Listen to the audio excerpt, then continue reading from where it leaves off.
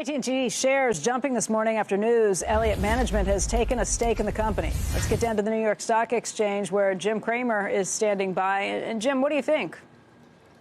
Well, look, I think that it would be stating the obvious that AT&T has really underperformed. I think a lot of the ideas that Elliott has, very simple. It's about execution. The company itself could be a leader again, but the company's bloated. The last few moves were questionable. And I think the company is too much staffed by old AT&T hands. I didn't say hacks, because one of the things that people have to recognize is this is one of the more statesmanlike and gentle, let's say, I'm trying to figure out how to put this best, but when these guys go after someone, they typically go after someone really hard, and they did not. There's a lot of room for Elliott to talk with Randall Stephenson, make something happen. I think they're being incredibly constructive. But I think all shareholders would welcome this, because the company has been undermanaged for way too long. Jim, I know it's early and we're just seeing some of these suggestions that they've made. Was there anything that really jumped out at you that you thought, OK, this makes a lot of sense, this makes a lot of sense, this makes a lot of sense? And why do you think they're going soft? Do you think that's because they haven't had extended talks with AT&T management to this point?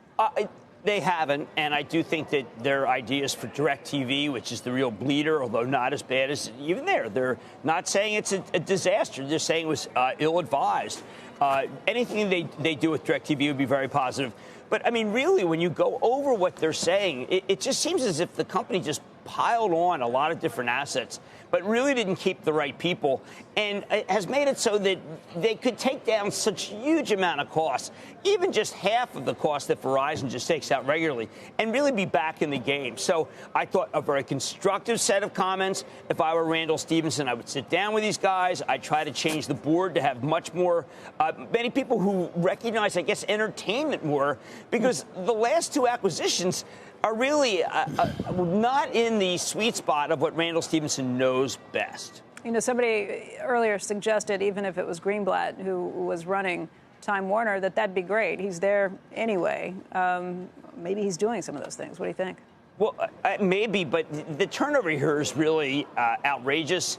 I wish they had someone even senior to Greenblatt. I just wish they had someone who understood the importance of making it so that entertainment, if you're going to keep entertainment, you got to make it so that it's a bigger factor and the telco doesn't dominate, or else you're never going to get from the 9.9 to the 12%, to the 12 PE. It's a PE analysis that they did. It is not an attack calling for Stephenson's head. And I think that's important, because I think Randall Stephenson's got plenty of opportunity.